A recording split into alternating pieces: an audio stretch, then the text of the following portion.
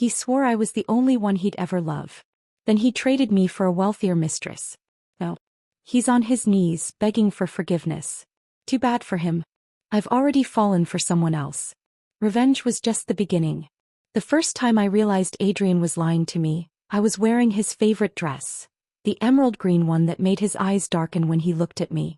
We were at the Verith Gardens, where the high society of Lismer gathered to sip honeyed wine and pretend they weren't gossiping.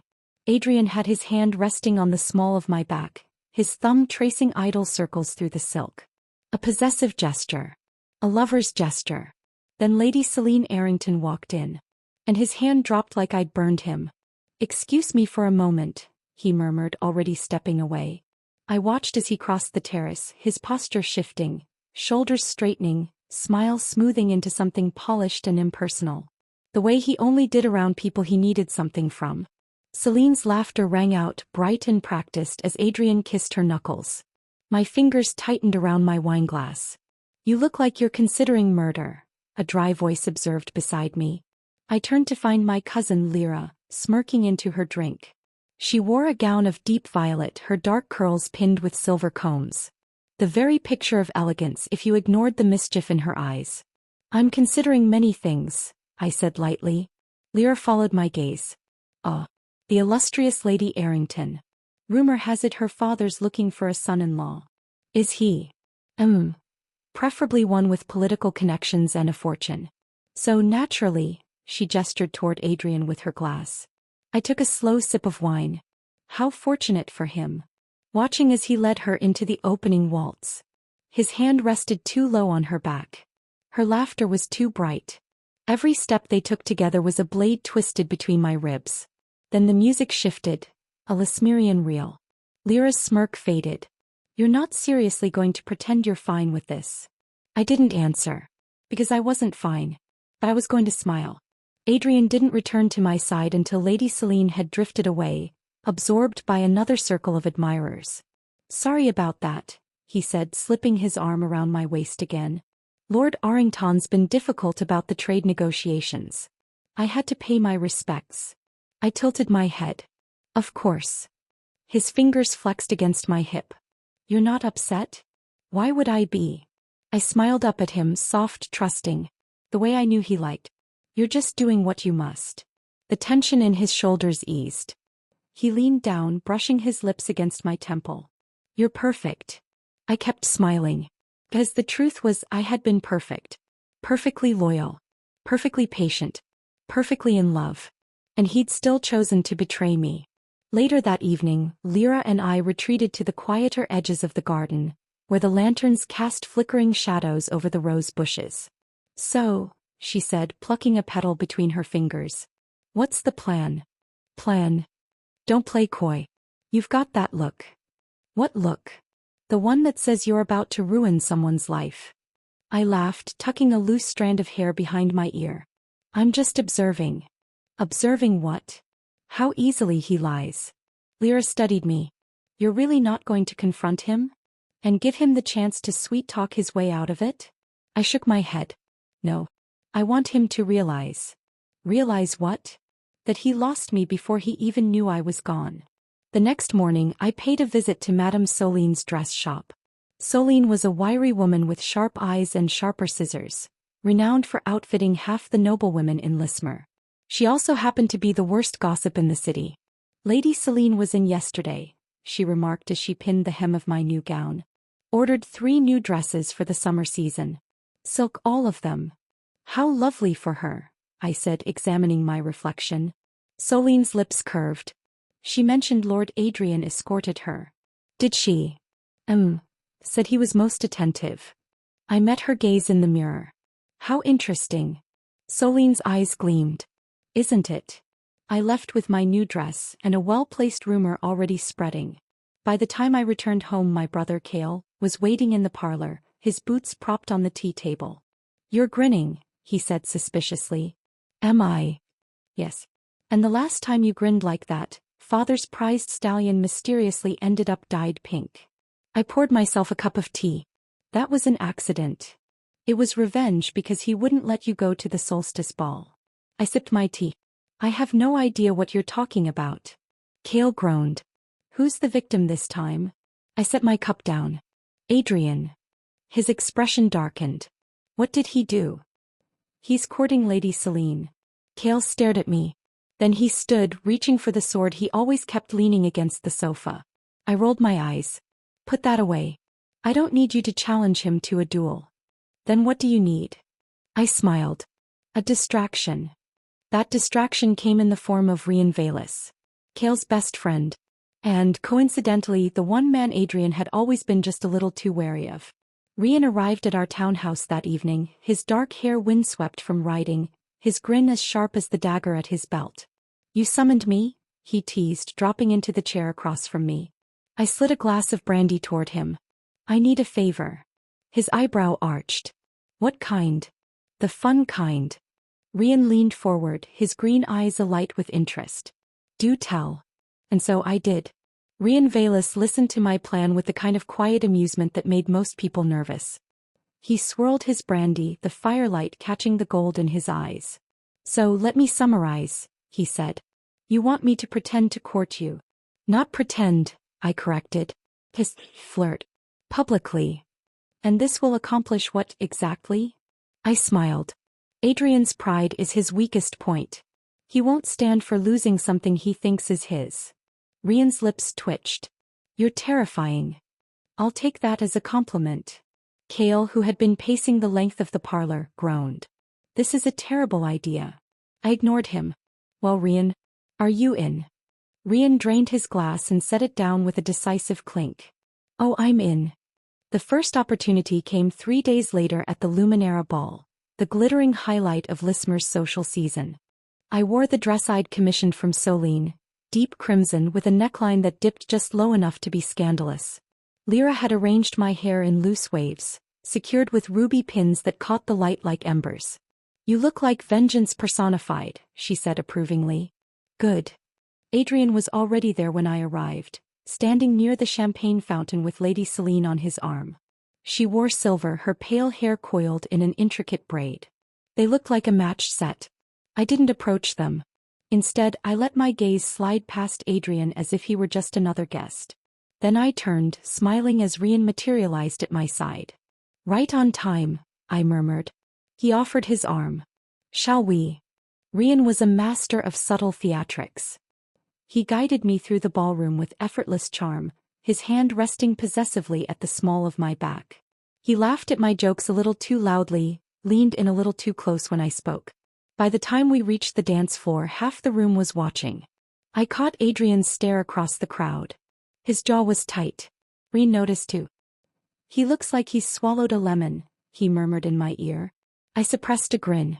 Perfect. Then the music swelled and Rian pulled me into the waltz. Dancing with Rian was nothing like dancing with Adrien. Adrien had always been precise, calculated, every step measured for propriety. Rian moved like he had fire in his veins, spinning me just a little too fast, his grip firm and unapologetic. You're enjoying this, I accused as he dipped me low. His grin was unrepentant. Immensely. When the dance ended, my pulse was racing. And Adrien was heading straight for us. A word, Adrien said, his voice clipped. Rian raised an eyebrow. You're interrupting. Privately, Adrien gritted out. I exchanged a glance with Rian, who sighed dramatically before releasing me. Fine. But I'll be watching. Adrien didn't dignify that with a response. He steered me toward the balcony, his grip just shy of too tight. The night air was cool against my skin. What are you doing? He demanded the moment we were out of earshot. I blinked innocently. Dancing. With Rian Velis? He's an excellent dancer. Adrien's eyes darkened. You're making a scene. Am I? I tilted my head. I wasn't aware I belonged to you. The words hung between us, sharp as a blade. For the first time, Adrien looked uncertain. I didn't give him a chance to recover. You've been courting Lady Selene, I said calmly. He stiffened. It's politics. Nothing more. Really? Because from where I stood, it looked like you were very invested. You're overreacting. I laughed. Oh, Adrien. You don't get to dismiss me anymore. His expression shifted, confusion, then frustration, then something dangerously close to panic. What do you want? I stepped closer, close enough that my breath brushed his jaw. I want nothing from you. Then I turned and walked away. Rian was waiting where I'd left him, leaning against a marble column with a fresh glass of champagne. Well? He asked as I rejoined him. I took the glass from his hand and drained it. Phase 1 complete. He smirked. On to Phase 2? On to Phase 2.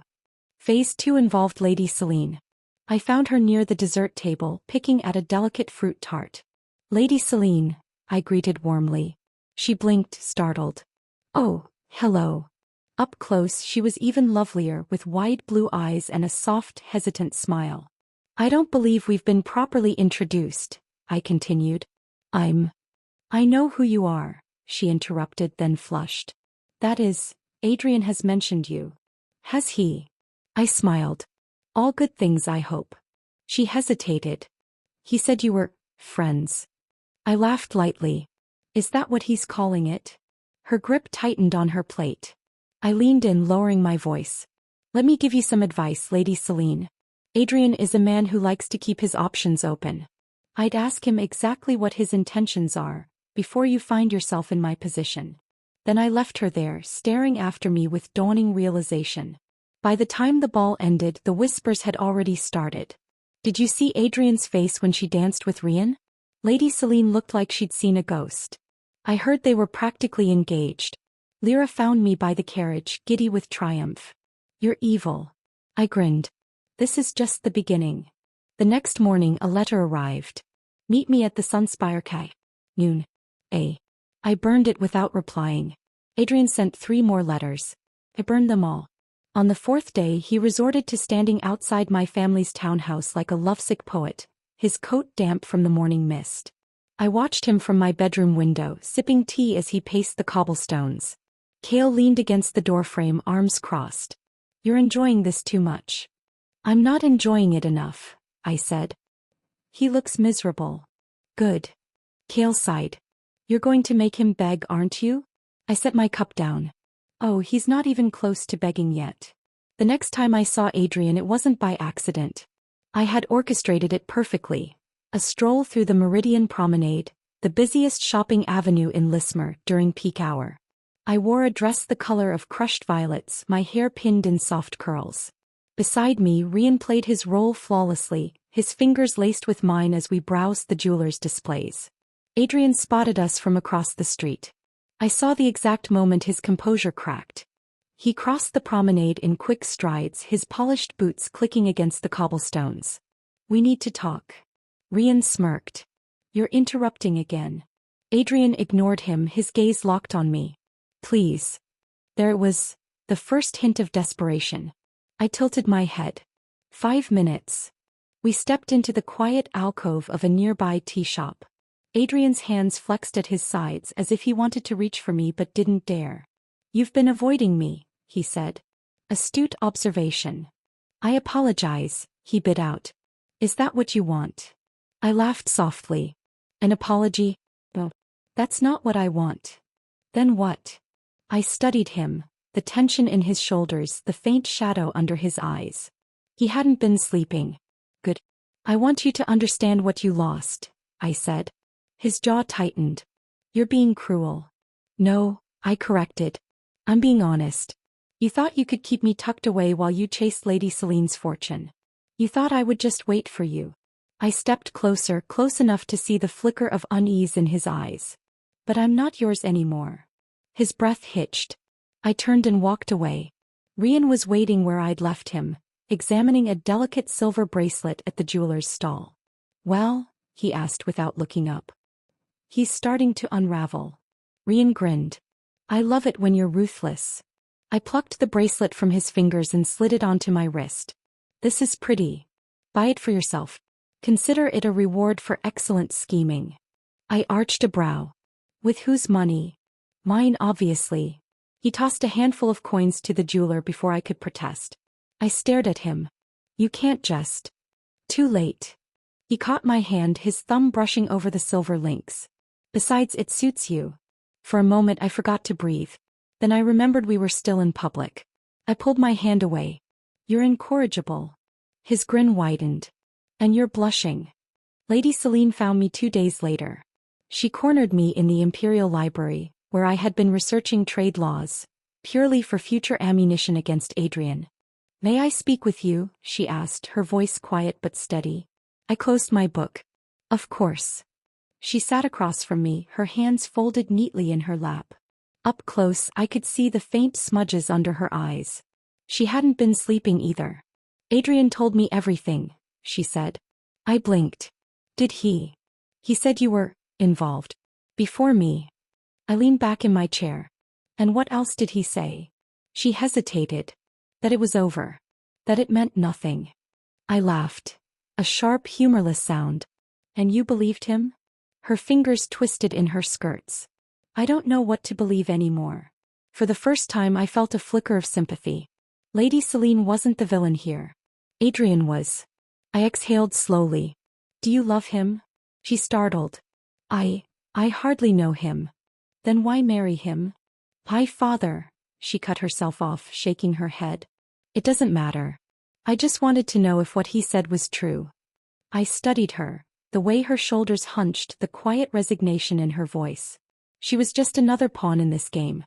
"Adrien and I were together for 2 years," I said finally. "He told me I was the only one he'd ever love." I smiled bitterly. "Then he met you." Her breath caught.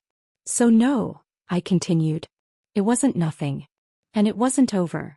Not until he realized I wouldn't wait quietly while he secured a wealthier bride." Lady Celine's face paled. "I didn't know." "I know you didn't." I reached across the table, squeezing her hand gently. "But now you do."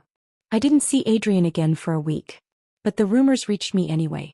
Lady Celine called off the courtship. "Lord Arrington is furious. Adrien's investors are withdrawing their support." Lyra delivered the news with gleeful relish over breakfast. "His trade deal is collapsing." I stirred honey into my tea. "How tragic." Kale groaned. "You're scary." Rian, who had invited himself over unannounced again, smirked. "Isn't she?" I ignored them both. Then one evening Adrien showed up at my door. Not polished. Not composed. Desperate. His hair was disheveled, his cravat loose. He looked like he hadn't slept in days. "Please," he said hoarsely. "Just, please." I stepped outside, closing the door behind me. The evening air was cool, the sky streaked with twilight. "What do you want, Adrien?" He dragged a hand through his hair. "I lost everything." "Yes," I said. "You did." His breath shuddered. "I made a mistake." "No," I met his gaze, unflinching. "You made a choice. And now you live with it." For a moment he just stared at me. Then to my shock his eyes welled with tears. "I love you," he choked out. I smiled. "No," I said softly. "You just hate losing." I turned to go back inside. Adrien caught my wrist. "What do I have to do?" I didn't pull away. "There's nothing you can do." His grip tightened. "I'll beg if that's what you want." I studied him, the raw panic in his eyes, the tremor in his hands. This was the moment I'd waited for. And yet, it didn't feel as satisfying as I'd imagined. I gently pried his fingers away. "Goodbye, Adrien." Then I walked inside and closed the door. Later, on the terrace, Rian found me staring at the stars. "Regrets?" he asked quietly. I shook my head. "No." He leaned against the railing beside me. "Then why do you look so sad?" I exhaled. "Because I thought revenge would feel better." Rian was silent for a long moment. Then he nudged my shoulder with his. "Maybe it's not revenge you needed." I glanced at him. "What do you mean?" He smirked. "Maybe you just needed me." I rolled my eyes, but I didn't pull away when his fingers brushed mine. Adrien didn't come back. Not the next day or the day after that. By the end of the week, the scandal had settled into something quieter. A murmur at parties, a knowing glance between merchants in the market. The Arrington family had withdrawn from public events, and Lady Celine had left the city entirely, retreating to her family's country estate. I should have felt victorious. Instead I felt hollow. Lyra found me curled in the window seat of the library, a book forgotten in my lap. "You're brooding," she announced, stealing the cushion beside me. "I'm thinking." "Same thing." He nudged my knee. "You won. Why aren't you celebrating?" I traced the edge of the book's spine. I thought it would feel different. Lyra sighed. Because you actually loved him. I didn't deny it. She leaned her head against my shoulder. Love doesn't vanish just because someone betrays you. It just hurts instead.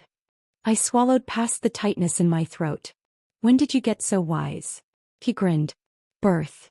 The first real sign that the world had moved on came in the form of an invitation. Lord and Lady Daneth request the pleasure of your company at the Midsummer Masquerade. Kale tossed the gilded card onto my breakfast plate. You're not going. I picked it up, running my thumb over the embossed script. Why not? Because Adrien will be there. So. Kale stared at me. So. I shrugged. I'm not the one who should be hiding. Rian, who had, yet again, invited himself to breakfast, snatched the invitation from my fingers. I'll escort you. Kale groaned. Absolutely not. Rian ignored him, his gaze locked on me. Well. I tilted my head. Are you asking as my fake suitor or my real one? His lips curved. Whichever gets me a dance. Kale made a sound like a dying animal. The Midsummer Masquerade was the kind of event where secrets thrived.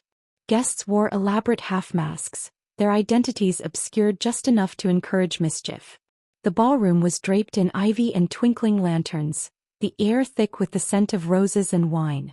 I wore a gown of midnight blue, my mask studded with tiny sapphires. Rian, predictably, had chosen all black, his jacket tailored to perfection, his mask a sleek panther's guise. He offered me his arm the moment I descended the stairs. Ready? I took a steadying breath. Yes. Adrien spotted me within minutes. He stood near the orchestra, his mask a simple silver, his posture rigid. He was alone. Our eyes met across the crowd. I didn't look away. Rian's hand settled possessively on my waist. Do you want to leave? No. Do you want me to punch him? I snorted. Tempting, but no. Rian sighed. You're no fun. I didn't seek Adrien out. But the universe, it seemed, had other plans. We collided near the terrace doors. Him stepping back, me stepping forward, a jarring stumble that left us inches apart. For a heartbeat, neither of us moved. Then Adrien exhaled sharply. You look beautiful. I stiffened. Don't. His jaw tightened. I just. What? Want to apologize again?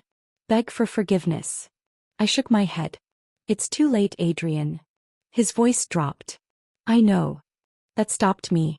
Because for the first time he sounded like he meant it. The music swelled behind us, a waltz starting up. Adrien hesitated, then held out his hand. One dance. I stared at it.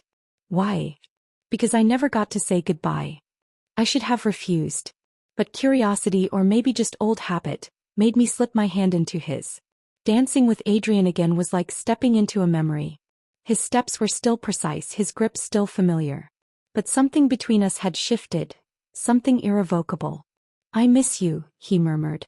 I didn't respond. He exhaled. I deserved that.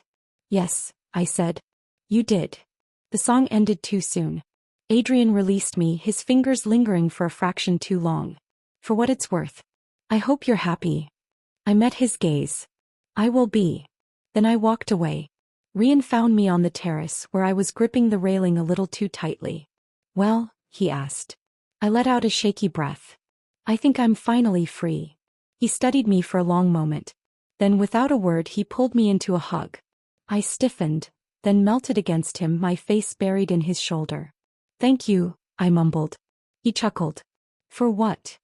For not saying I told you so. His arms tightened around me. Give me time. The rest of the night passed in a blur. We danced. We drank. We laughed as Kale grumbled about reckless decisions and emotional disasters. And when the clock struck midnight, Rian tugged me into a shadowed alcove, his fingers brushing my cheek. Ask me, he murmured. I blinked. Ask you what? Why I really escorted you tonight. My pulse skipped. Why did you? His thumb traced my jaw. Because I wanted to. Then he kissed me.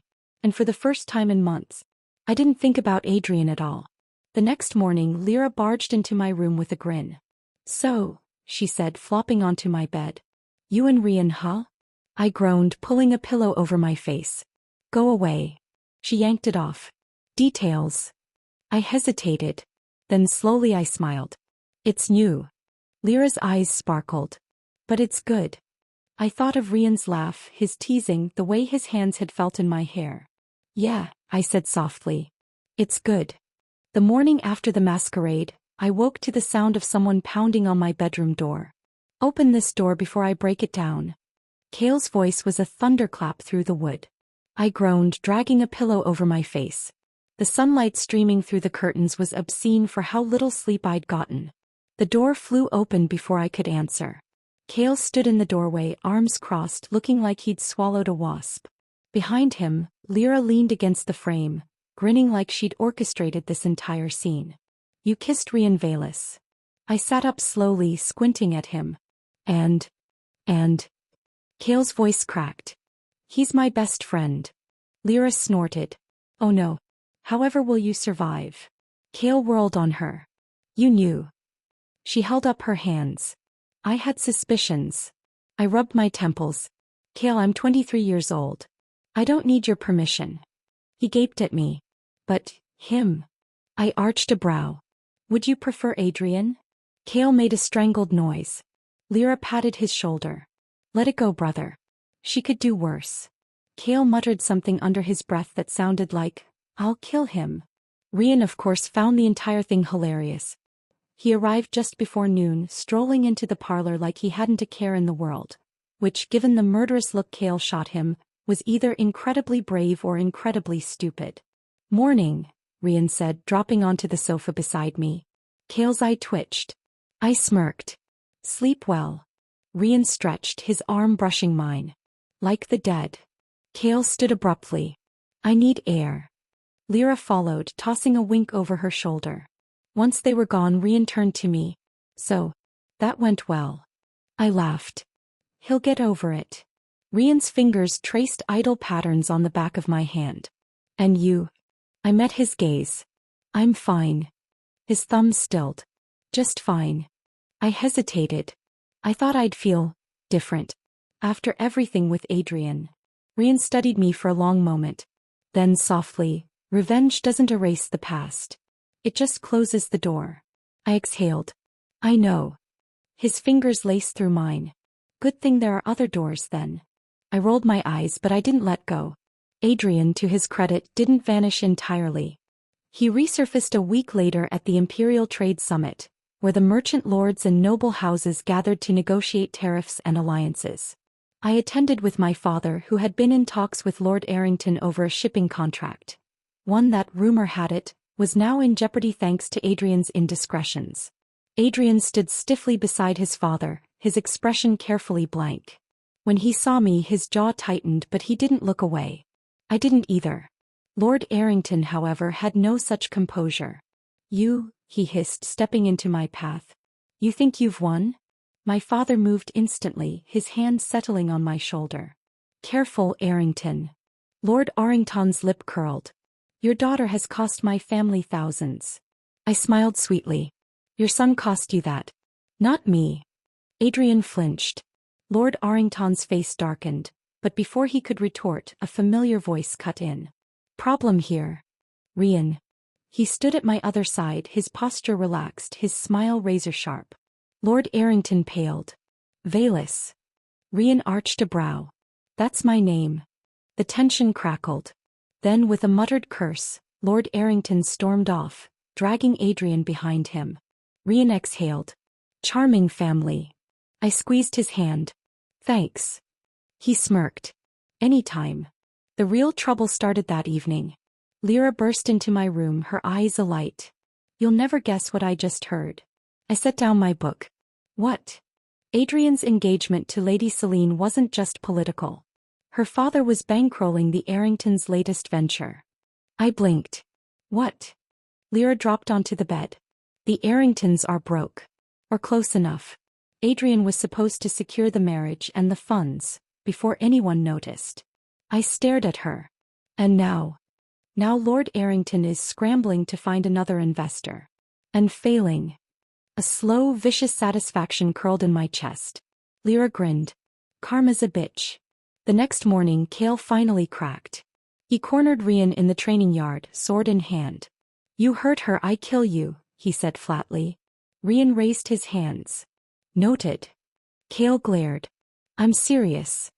Rian met his gaze. So am I. Something unspoken passed between them. Then Kale sighed and lowered his sword. Damn it. Rian grinned. Does this mean I'm forgiven? Kale punched him in the shoulder. No. By the time the season ended, the rumors had shifted. Adrien had left the city, sent to manage one of his family's failing estates up north. Lady Celine had reportedly taken up with a scholar from the university. And Lord Arrington was still scrambling to salvage his debts.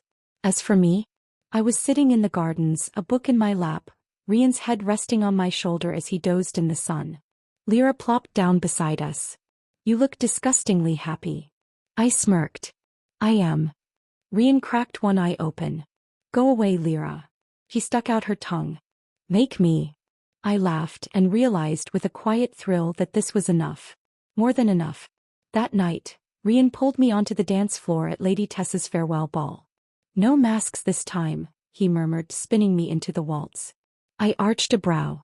Disappointed. His grip tightened. Never. The music swelled around us, bright and alive. And for the first time in a long time, I didn't look back. The first time Rian said I love you, it wasn't in the soft glow of candlelight or beneath a sky full of stars. It was in the middle of an argument. You're impossible, I snapped, throwing my hands up as he blocked the doorway to my bedroom. Rian didn't move. His jaw was set, his green eyes dark with something I couldn't quite name. You were flirting with him. With who? Lord Daneth's son. At the ball. I stared at him. I was politely nodding while he talked about horses. Rian's fingers flexed at his sides. You smiled. Because he was boring and I was being polite. He stepped closer, his voice dropping to a growl. I don't like it. I arched a brow. You don't like it? No. Another step. I don't like the way he looked at you. I don't like the way you humored him. And I really don't like the fact that I wanted to put my fist through a wall the entire time. My breath hitched. Rian wasn't jealous. He was possessive. And God's help me, it was intoxicating. I tilted my chin up. What are you going to do about it? His hands caught my waist, slamming me back against the doorframe. This. Then his mouth crashed down on mine. Kissing Rian was never gentle. It was fire and teeth and desperate, hungry hands. His fingers tangled in my hair, angling my head back as he deepened the kiss, his tongue sweeping against mine in a way that made my knees weak. I gasped when he bit my lower lip. Rian chuckled darkly. That's what you get. I shoved him back, just enough to spin us, reversing our positions so he was the one pinned against the wall. His eyes flared with surprise, then heat as I dragged my nails down his chest. You, I said, are insufferable. He grinned. But you love me. I froze. So did he. The words hung between us, raw and unplanned. Rian's expression shifted. Uncertainty, then something terrifyingly vulnerable. I didn't let him take it back. Yes, I whispered. I do. His breath left him in a rush. Then his hands were on my face, his forehead pressed to mine. Say it again. I smiled. I love you. He kissed me like he was drowning. Later. Much later. We lay tangled in my bedsheets, the moonlight painting silver streaks across Rian's bare skin. I traced the scar on his shoulder, a relic from a duel he refused to talk about. You're staring. He caught my hand, pressing a kiss to my palm. Can't help it. I rolled my eyes, but my cheeks warmed. Rian's thumb brushed my lower lip. You're blushing. No, I'm not. He laughed, low and warm, before rolling me beneath him. Liar. I hooked a leg around his waist. Prove it. His grin turned wicked. And he did. Morning came too soon. Rian was already awake when I opened my eyes, propped up on one elbow, watching me with a softness that made my chest ache. Morning, he murmured. I stretched, wincing at the pleasant soreness in my muscles. You're smug. He kissed my shoulder. I'm happy. I turned to face him, brushing a stray lock of dark hair from his forehead. Me too. His fingers traced idle patterns on my hip. What now? What do you mean? We've ruined Adrien's life. Fallen in love. Thoroughly scandalized your brother. He smirked. What's next? I pretended to think. World domination? Rian laughed, pulling me closer. I was thinking something smaller. Like. His voice dropped. Marry me. I went still. Rian's gaze never wavered. I'm not asking as a joke. I'm not asking because it's convenient. I'm asking because I love you, and I don't ever want to let you go. My breath caught. Then I kissed him. And when I pulled back, my answer was simple. Yes. Kale took the news about as well as expected. Absolutely not. Lyra clapped her hands. Finally. Rian just grinned, his arms slung around my waist. Too late. She said yes. Kale looked like he was considering murder. I patted his shoulder. You'll get used to it. He groaned. I hate both of you. Rian kissed my temple. No, you don't. Kale muttered something under his breath and stalked off. Lyra winked at us. He'll come around. I smiled. I know. We married in the spring. No grand spectacle. No political alliances. Just us in a sunlit garden surrounded by the people who mattered. Kale stood as Rian's best man, grumbling the entire time. Lyra cried. And when Rian slid the ring onto my finger, his voice was rough with emotion. Forever. I kissed him. And meant it. Adrien's last letter arrived on our 1-year anniversary. I heard the news. I hope he deserves you. I didn't burn it. I tucked it away in a drawer, not out of sentiment but as a reminder. Of how far I'd come. Of what I'd gained. And when Rian found me later, his arms wrapped around me from behind, his lips brushing my ear. Stop thinking about the past. I turned in his arms, smiling. Who said I was? His eyes softened. Then he kissed me. And the past didn't matter anymore. The end.